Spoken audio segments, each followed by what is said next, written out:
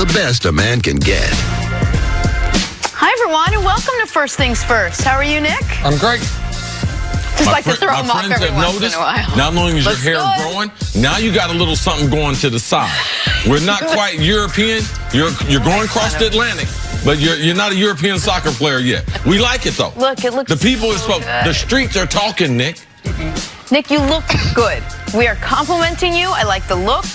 You look. I'll give you both. Say the amount of money if we can talk basketball right now. Anything other than this. All right. How about I tell you what's on the show? Hall of Famer Chris Carter, our NBA guy with great hair, Nick Wright. I'm just Jenna Wolf. Here we go. Big show today. Well, first of all, we will talk some football. Big Ben admits he did lack some leadership last season. We will talk some basketball because the Warriors say Kevin Durant will be back for the finals. But we will start with the Eastern Conference Finals. Game 4, Bucks, Raptors. Hey, remember when this was Milwaukee's series to lose? Not anymore. This one's up for grabs now. Toronto took down Milwaukee 120-102 to even up this series at 2 games apiece. With a hobbled Kawhi Leonard, it was Kyle Lowry stepping up, leading the way for Toronto, scoring 25 points, while their bench finally showed up, scored more than twice as much as the Bucks bench unit did. This series now shifts back to Milwaukee for Game 5 on Thursday night. Kawhi Leonard kicking off our post-game reaction. I feel good. Keep going and keep fighting. We have a chance to, make history. And this is one of the nights that, we knew Kawhi was a little bit limited, and we had to come out and be aggressive for him. And the great thing about having him on your team is he still gets all the attention. And we fed off of that, drive, kick, swing. He gets in the lane, kick out, and, that's the benefit of having a superstar like him on the team. Still got to get better. And sticking that game plan. Just gotta play with more energy, execute better. But our feeling is the same. It doesn't change. They did their job. They protected the home, and we gotta do our job now. Nick, many thought the Raptors couldn't do this if Kawhi Leonard wasn't 100%, didn't give you 100%. Well, Kawhi Leonard was not 100%, and the Raptors did this. How were they able to even up this series? Well, this was the way the Raptors were 17-5 in the 22 games Kawhi Leonard missed this season. And what Kyle Lowry says there, the drive, kick, swing, that is an enormous part of what they do. Kawhi Leonard drives to the basket.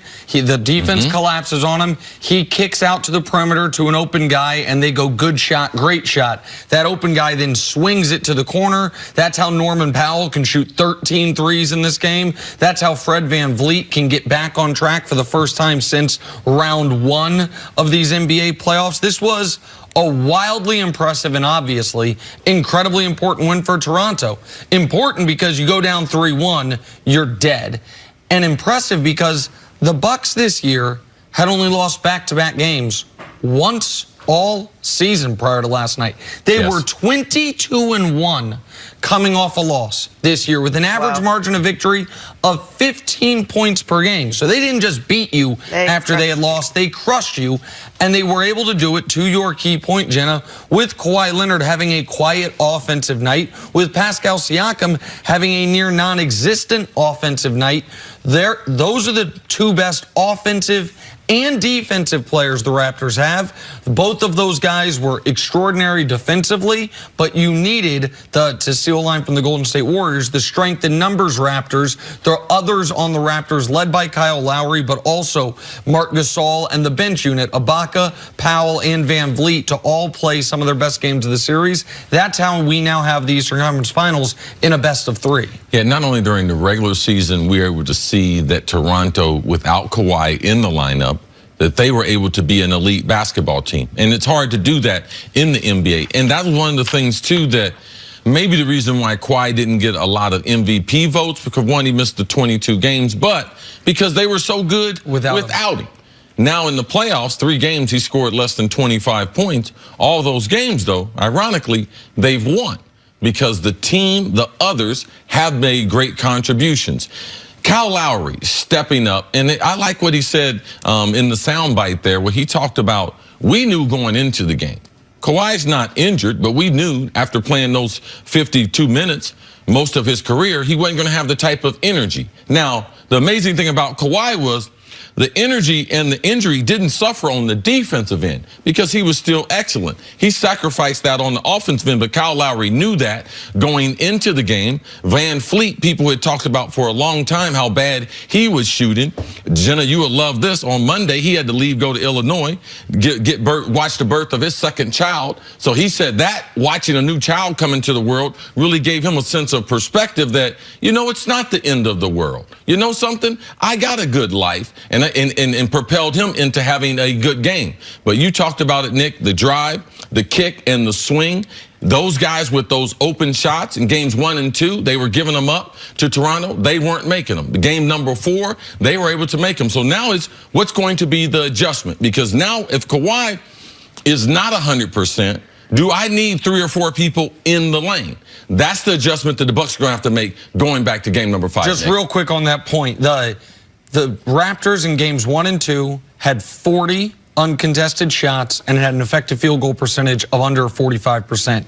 In games 3 and 4, they had 40 uncontested shots, the exact same number, but the effective field goal percentage was north of 60. The Bucks will, with their #1 league defense, they're going to give you open looks. If you're a bad shooter, you're going to be open the whole night. If you're an average shooter, you're going to be open a lot of the night. A lot of can you beat them comes down to can you hit those open shots? They hit enough of them last night to really dominate this game, and it was, I mean, the Bucks didn't have it within double digits throughout the fourth quarter, within single digits throughout the fourth quarter. So the Raptors have now won 2 games in a row with Kawhi on Giannis, defending Giannis. How do the Bucks now moving forward? How do they make that adjustment to get Giannis back into this? If I was Giannis, I wouldn't be trying to get all the way to the goal.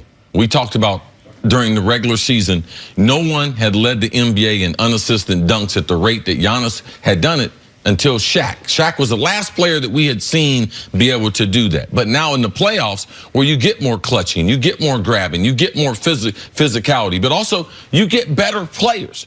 You get a defensive concentration, a game plan, where your scouts and everything are doing everything to be able to prevent Giannis from doing what he wants to do. Now, earlier in the game, Giannis got to the cup. But as the game goes on, Giannis still's got to be able to develop a shot between 7 to 12 feet. That's an area they give him to shoot it.